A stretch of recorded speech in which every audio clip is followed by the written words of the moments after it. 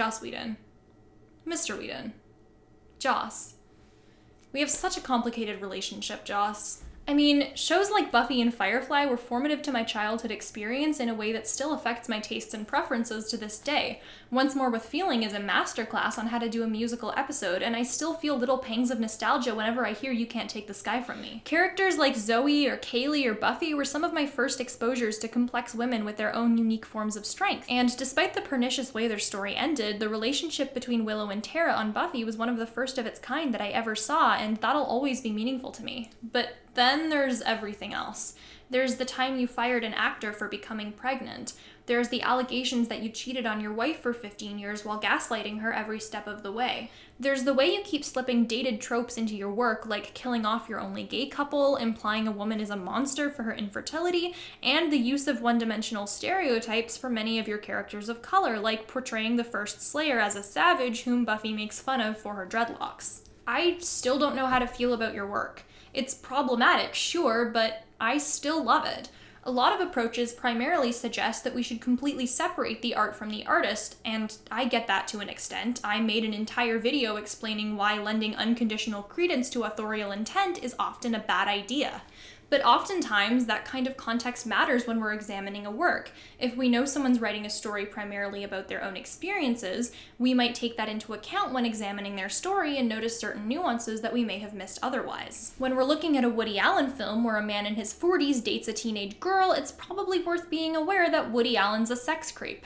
Example borrowed from Lindsay Ellis, when we're looking at The Fault in Our Stars, a story about a teenage girl with terminal cancer, we might be able to better understand it if we know it was written in honor of a real teenage girl who died of cancer and was friends with the author. Or in Joss Whedon's case, when he keeps writing socially awkward nerdy guys who are super attracted to our leading women but are kinda douchebags in their own nerdy way, we might glean some new insights from examining those characters through the lens of what we know about Joss Whedon. What that means for me is that sometimes I have trouble reconciling my nostalgic love for his work with my increasing discomfort with some of what I know about him, both things that show up in the works and outside of them. I mean, on one hand, the mythical, morally pure work that never has any problems and passes every single kind of quality test simply doesn't exist, and that's not a reasonable standard to which we hold the media we consume.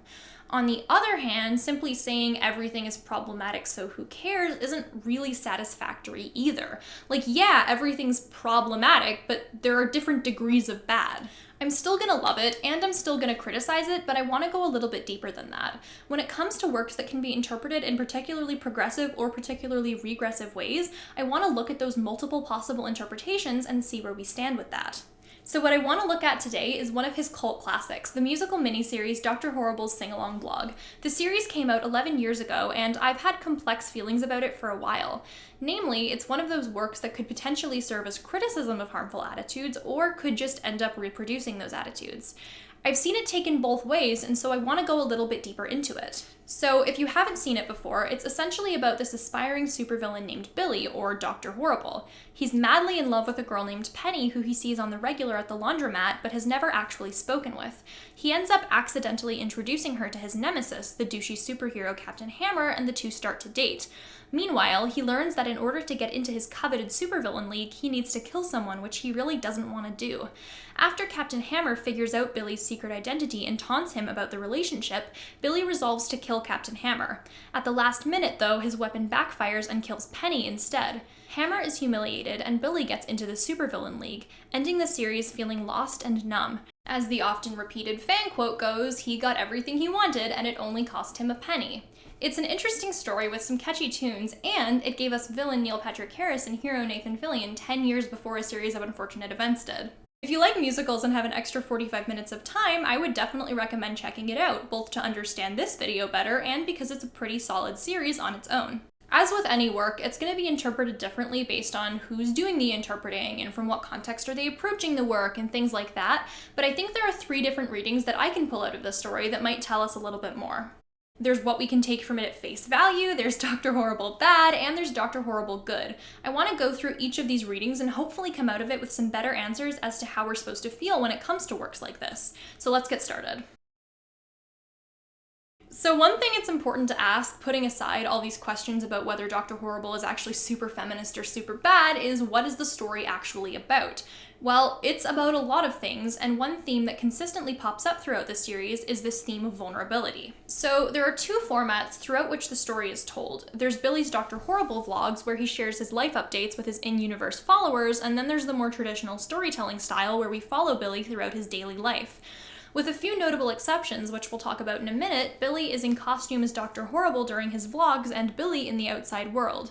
There's definitely a shift in the way he talks and behaves in each persona. As Dr. Horrible, he often engages in a sort of posturing where he emphasizes how villainous and clever he is, whereas as Billy, he's downright socially awkward and more honest about his feelings. Even when he admits his faults in costume, like when he admits he needs a vocal coach to practice his evil laugh or complains to his viewers about his plan failing, he always quickly recuperates and covers it up with some kind of bragging. There are, of course, exceptions to this. There's one particular scene where, after a particularly awkward and embarrassing encounter with Penny before a heist, Billy realizes time is running out and he needs to go through with the heist and do it quickly. He changes costume mid-song after telling us a man's gotta do what a man's gotta do, and his demeanor very quickly changes with it as he gets to work on stealing the van. Notably, this talk about what a man's gotta do very much ties masculinity to a lack of vulnerability, as him doing what he's gotta do entails him moving away from it. The most jarring example of this comes at the end of the story, where Billy has successfully made his way into the supervillain inner circle, or the Evil League of Evil. He's decked out in a brand new supervillain costume, showing us what he had to give up and how evil he now is. A few seconds later, the very last lines are delivered in front of the vlogging camera, with Billy dressed as himself once again, as he admits in this heartbreaking tone that he doesn't feel a thing anymore. The costume serves as a means for Billy to mask his own emotions and desires, and he's a lot more vulnerable without it. This new heightened costume also represents a heightened masking of his feelings, and it's only when we see him as Billy again that he allows himself to be vulnerable. Contrast that with Captain Hammer, who's very much portrayed as this stereotype of hypermasculinity. He's only ever in his superhero costume, even after what we're meant to believe is an intimate moment with Penny. If he has any sense of vulnerability, we never really get to see it, and he's equally insistent on covering up anything that might break the illusion of effortless macho-ness. There's this one moment where he asks Billy if the two know each other from the gym before he very quickly corrects himself. Have I seen you at the gym? At the gym. I don't go to the gym. I'm just naturally like this. We never even learn Hammer's real name. In a sense, he represents this ultimate lack of vulnerability. Once again, this is very much tied to his masculinity. This is particularly noticeable at the end of the series. After being injured for seemingly the first time in his life, he starts crying for someone maternal and running away. We later see him sobbing in therapy in a way that's very much meant to emasculate him. His only expression of vulnerability coincides with him crying for his mother and breaking this hypermasculine illusion of power. It's also worth noting that this is meant to be pretty degrading for him, and it's more or less played for laughs. When it comes to Penny, who obviously does not have a secret identity unless we get a really badass sequel tomorrow where she comes to life and justifiably murders everyone in the story Vanya style, Marissa, please do this. She's a lot more upfront about being vulnerable. She's unabashedly passionate about her activism, more than willing to tell Billy about her various struggles in life, and makes no effort to conceal her feelings for Hammer, which deepen very quickly. She's also very much portrayed as nurturing and feminine, being an idealistic activist for homeless people, a vegetarian, and an all-around comforting figure. If Captain Hammer represents someone with no vulnerability, Penny is full of it. So how do all these pieces fit together? Well, if we view Penny as the series' purest representation of vulnerability and Captain Hammer as the purest representation of lacking it, Billy's two identities can definitely be understood in the context of beating Hammer and losing Penny. Penny's own death is, of course, the catalyst for Billy joining the Evil League of Evil and shedding his previous identity. And yet, at the end of the story where we see that one last glimpse of Billy as himself, we clearly see that this is not a desirable thing. He's unbelievably sad and lost behind the veneer of the costume, and it's clear that joining the Evil League of Evil doesn't bring him any sense of personal satisfaction anymore. As it turns out, he probably would have been happier just ditching the career in evil altogether and just getting a nice cottage with Penny somewhere. But his own quest for getting revenge on Hammer after being challenged by him directly led to Penny's death and prevented that from ever being a viable future for him. In short, it's pretty much tragic, and the story is clearly framing Billy's loss of Penny, and thus of his vulnerability, as a bad thing. It seems like we're getting kind of contradictory messages here. When it comes to Captain Hammer, his lack of vulnerability is directly tied to his strength and masculinity, and we're meant to kind of laugh at his only showing of it. It emasculates him and makes him seem silly. But when Billy loses it, there's this tragedy associated. He's clearly an unhappy person as a direct result of this loss. So in the story, some degree of vulnerability is a desirable trait in order to have some base happiness as a person. Strap in, because this story's not going to get any less contradictory from here on out. Despite the somewhat confusing way in which the story frames these topics like vulnerability or masculinity, the primary tragedy of this story is indeed the loss of Penny's life and what that means for Billy. His actions are the catalyst for her death, and her death is the catalyst for Billy gaining everything he ever wanted while losing everything he ever needed. This relationship between Billy and Penny is really the emotional core of the story, and that's the most important thing most viewers might take from the story at face value. Billy has caused the death of this very important person in his life and has lost himself as a result. This is very, very sad. This tragedy is indeed the primary takeaway of the miniseries. So there's some spicy analysis for you guys. I could probably end the video here, but I don't wanna. I just got my makeup done at Sephora for filming this and I wanna milk it for all it's worth. Do you think I know how to do this? Instead, let's dive a bit deeper. I mean, this was made in 2008, and as a viewer in 2019, plus as a real-life woman, there are definitely a few things in this story that are a bit unfortunate. So let's talk about that. So one thing you might have noticed about the previous reading is that it doesn't really take Penny's feelings into account at all. And on the whole, it really is a story about Billy and about how Billy feels about Penny's effect on his life. And unfortunately, this is about as much depth and agency as we get from Penny in canon. Her primary purpose really is as a plot device for most of the story. Before her death, she mostly functions as a prize to be won, to be fought over by the two men in the story. Her desirability isn't really tied to any particular traits or values of hers, as Billy thinks he's in love with her before the two had ever actually spoken, and he seems surprised to learn what she does in her spare time. Even her own death isn't really about her. We're not sad that she died with goals unfulfilled, or for all the potential she had in life, or for how she must have felt in her final moments. We're sad because the death made Billy sad, and we care how Billy feels. So in this sense, Penny is really reduced to an object for most of the story, someone who isn't really a fully rounded person with agency, but more so just serves to motivate the main character's desires for revenge or happiness or whatever it is he's supposed to want at that moment. I mean, this is pernicious in and of itself, but when it comes to Billy as the protagonist and the only person we're really encouraged to empathize with, this relationship with Penny gets a bit stranger. I mean, it's so sad for Billy, right? She didn't date him and instead went for that asshole Captain Hammer, even though that nice guy was right there in front of her.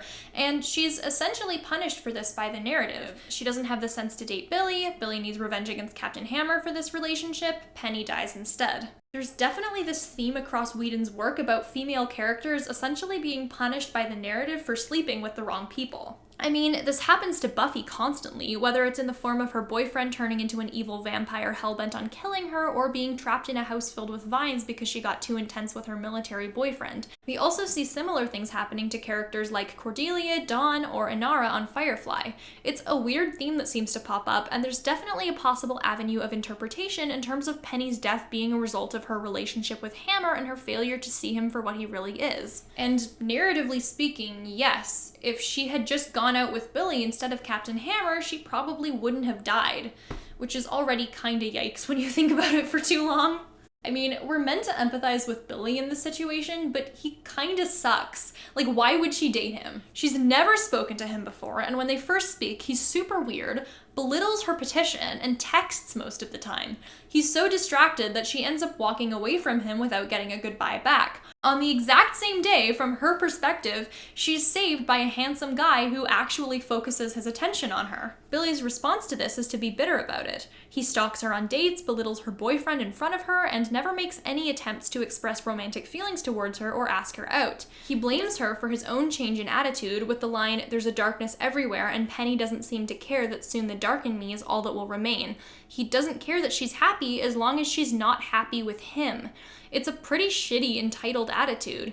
This low-key blaming of Penny for not dating him, even though he's done nothing to make himself apparent as either romantically interested or romantically appealing, is pretty consistent throughout the series.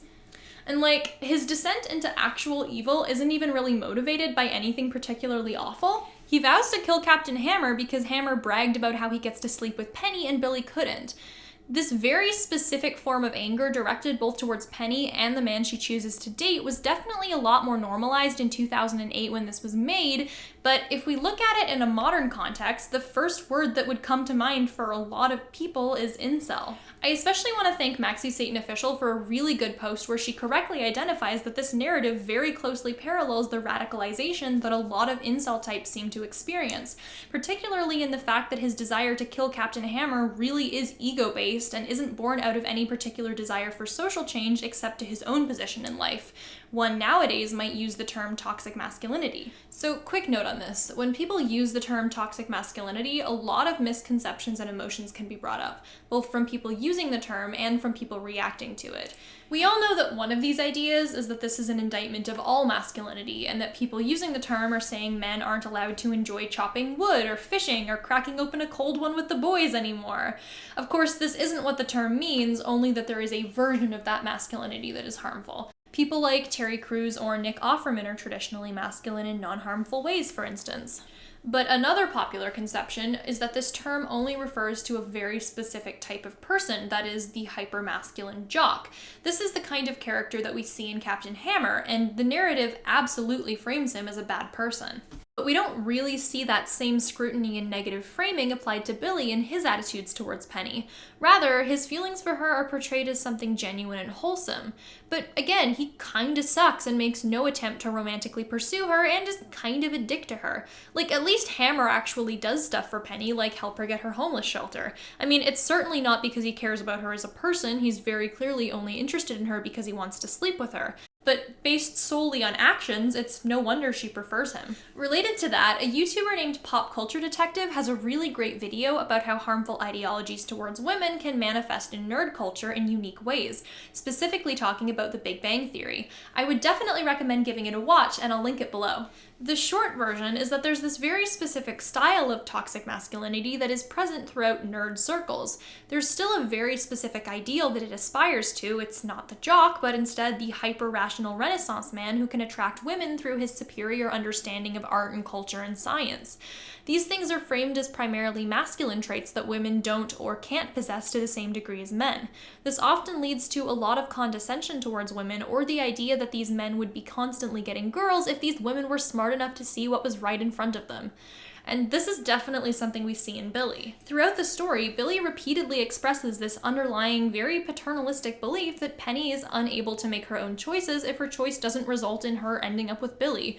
She's somehow incapable of understanding Hammer's true nature, and she's overly naive. Him sneering at her in the first act when she mentions starting a petition is really indicative of his attitude towards Penny. He doesn't see her as a fully developed human with the same capacity for reasoning and intellectual thought as him. He sees a pretty girl who he wants, who he's built up in his head to have specific idealized characteristics. He imagines her going along with whatever he says, understanding his desires for supervillainry, and blindly falling in love with him even when presented with evidence to the contrary. And when Penny doesn't meet the expectations that Billy has crafted for her in his head, Billy grows bitter. Basically, Billy is the only character we're really meant to empathize with, and the only person really framed as in the wrong in terms of how they treat Penny is Hammer.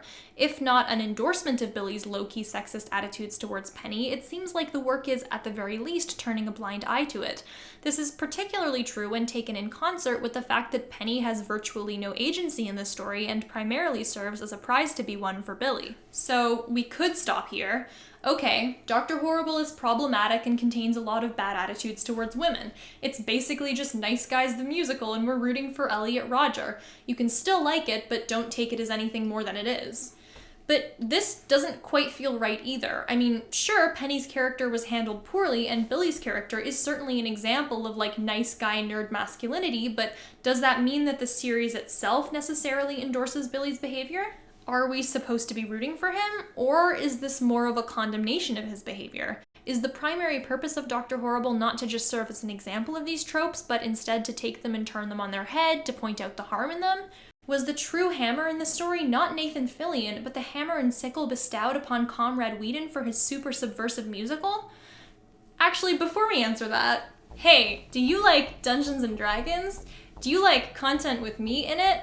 What if I told you you could have both of those things at once? Well, you can, because I'm in an actual play D&D podcast called Trials Trebuchets. Basically, the premise is that we play these kids at a secretive elite magical school and we're making friends, having some good anime tropes, while also uncovering the school's deepest mysteries and maybe saving the world? I don't know, we haven't gotten there yet. I assume we're gonna save the world. It's a nice, lighthearted podcast. It's a good time. I play a bard. We have a Discord server. If you like D&D, or me, or you just like one of those things and you're interested in learning more about the other thing, I would definitely recommend you check the podcast out. So I'm going to be leaving links in the description for our Discord server and for websites where you can listen to the podcast, see previews, and learn more about us. Back to your regularly scheduled actual video essay now. So is it actually a condemnation of shitty nerd masculinity? I mean, the fact that a popular interpretation of the story is, oh, it's so sad that Penny didn't date Billy, the relatable nerdy protagonist, might lead some people to just say no. I mean, there are a lot of works that try to serve as a subversion of these shitty ideals. Fight Club, BoJack Horseman, Rick and Morty. In all of these cases, you have guys not viewing the protagonists as the way the work is trying to portray them, that is, as super flawed people, but instead as icons whom they should aspire to become like.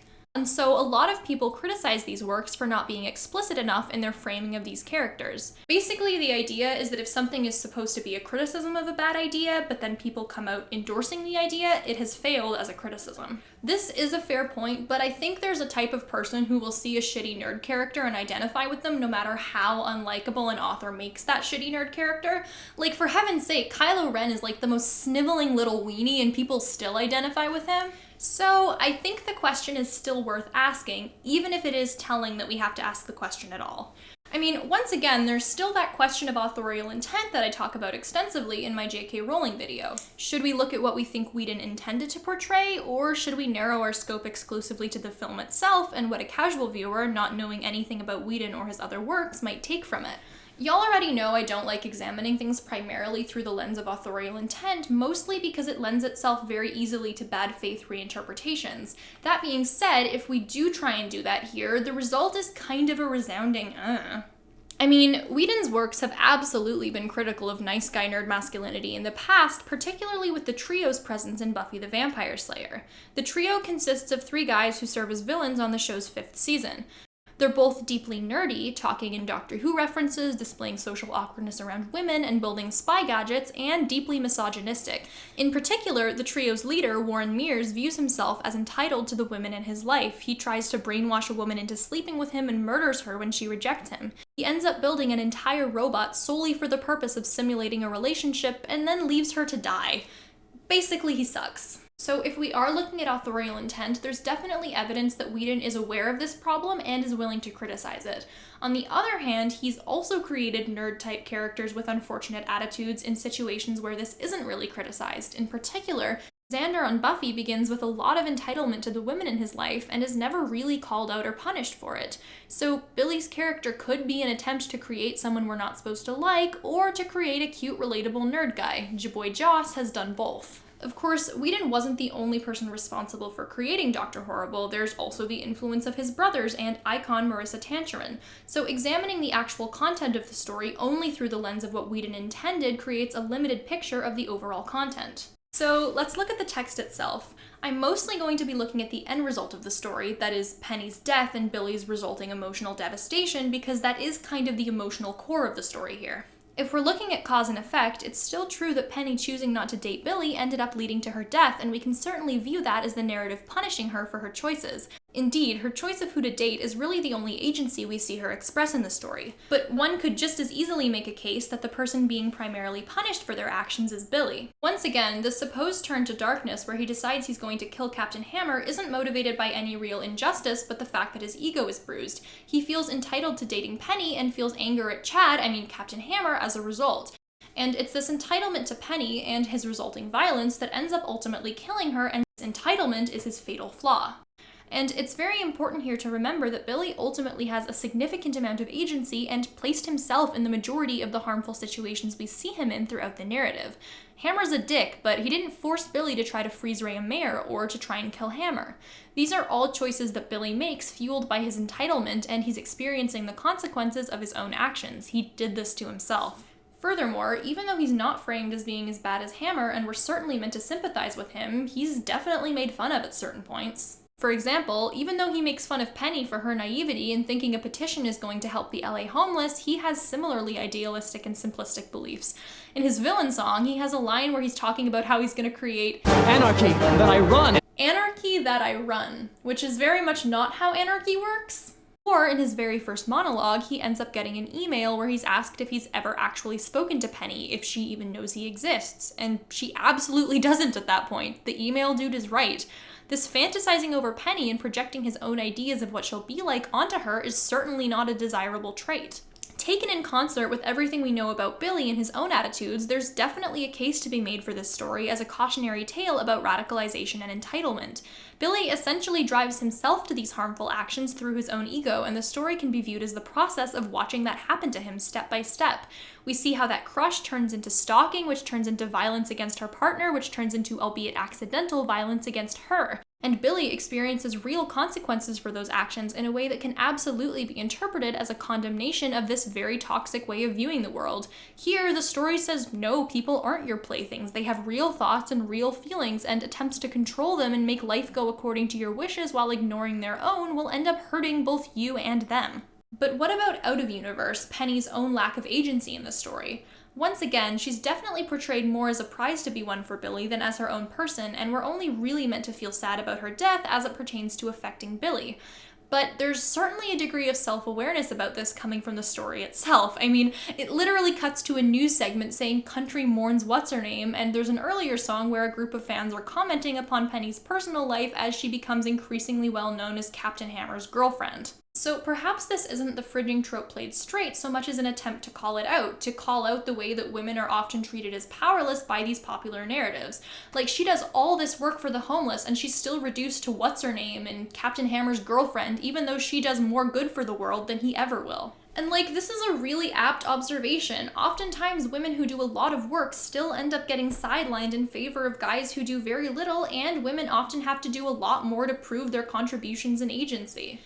Look at the recent news story with the picture of this black hole where people were scrambling to find a way to dismiss all of the work this woman put into it, even though she never took sole credit for the project. Even I've experienced it. I made a joke about BreadTube once and it prompted an entire comment war about whether I was BreadTube enough to count. People won't be satisfied until I pour some kind of liquid on my face, which I'm really not inclined to do right now because I did just get back from Sephora. And this is such a minor example. I'm not curing cancer or helping the homeless here, it's just videos. What happens to Penny, dedicating extreme amounts of time and attention to this really noble cause, dying at a celebration of that cause, and then barely being recognized or remembered, is a really sad and real example of something that happens quite often. Maybe the story here is taking it to the extreme, having a news segment literally call her what's-her-name to draw attention to how silly this is. There's definitely a fine line between invoking thing as satire to point out how ridiculous it is and just doing thing and saying it's satire, and the distinction is often difficult to describe in words. Just doing something shitty and pointing it out isn't inherently good satire. See Riverdale calling out Kevin's existence as the one-dimensional token gay friend, but still continuing to have him be the one-dimensional token gay friend. It's not really a commentary, they just tried to use self-awareness as a get-out-of-jail-free card. But this can be done right. Think about the perennially underrated show Crazy Ex-Girlfriend, whose main character does a lot of stalking and other generally unsavory things for the purpose of love.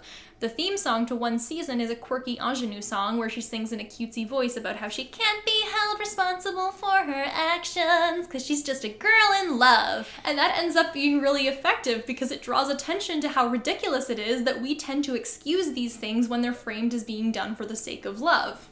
So, which is the right interpretation here? Is the entire narrative a cautionary tale about entitlement and radicalization and how we should all be drinking some more Respect Women juice?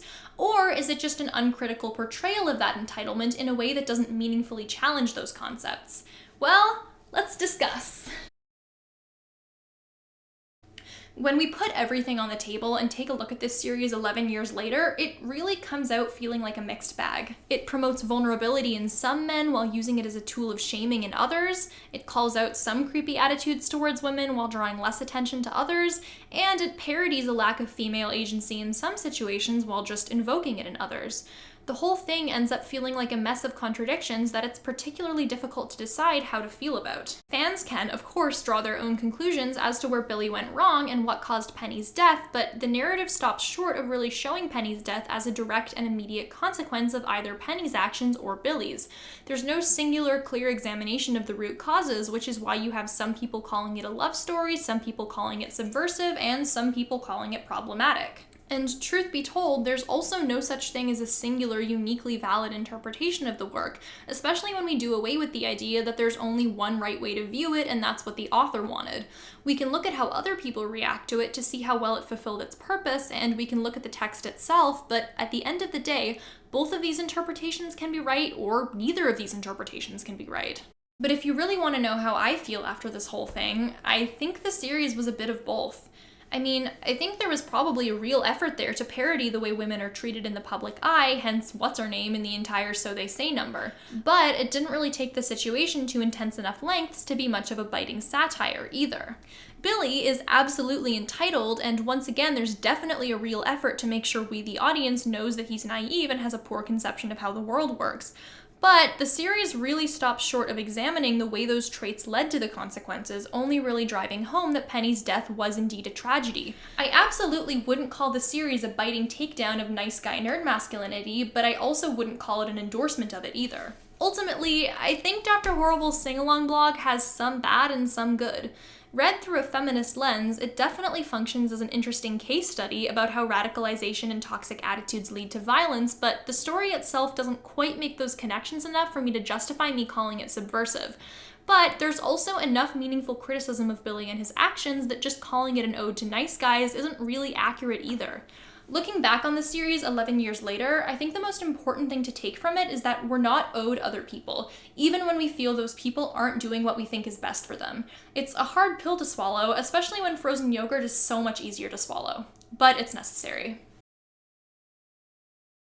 Brand New Day slaps, and it's okay to like it. I like it. But if you're not feeling great about your choice of media for the day, just watch Megamind. No, seriously, watch Megamind. It has literally all the same commentary about entitlement and woman is prized, but does it like 10 times better.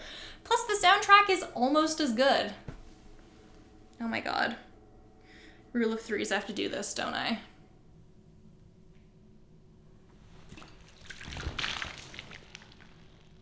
Why did I do that? Oh my god.